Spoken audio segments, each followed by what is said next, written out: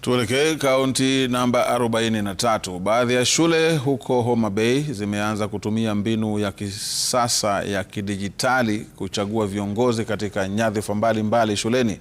Washikadau wa elimu kaunti hiyo wanaamini ni njia mwafaka ya kukuza demokrasia.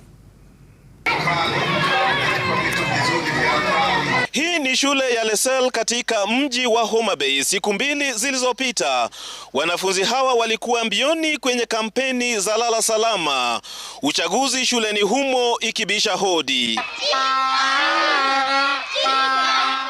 Hapa waandishi wao wa habari shuleni humo wakiwa ange kuwapiga msasa wagombeaji mbalimbali kutathmini mbivu na mbichi miongoni mwao.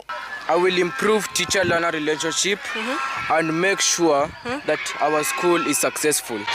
We appreciate the move by the school because this has given us an opportunity to exercise for the learners the democratic space and growth within those democratic space, so that we are able to have leaders who have actually merited to be in the offices where they serve the others. This is part of the experiential learning also in CBE, and we encourage them to continue this way. Uchaguzi huanza kwa njia ya kidijitali, kila mwanafunzi kwa zamu yake, hatua kwa hatua, matokeo ikijumuishwa na kupeperushwa moja kwa moja kwenye ukumbi.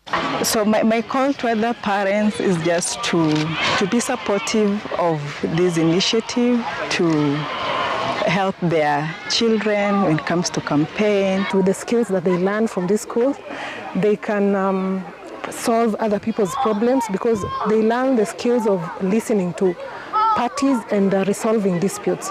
So it's a good opportunity, and the students get to learn a lot from this ceremony. Wanapoapishwa kwenye nyadhifa mbalimbali, wanafunzi hawa wanaelewa fika umuhimu wa msingi wa demokrasia, hali ambayo itawasaidia kubadilisha taswira ambayo kwa sasa inaleta kero na malumbano kwenye nyanja za kitaifa.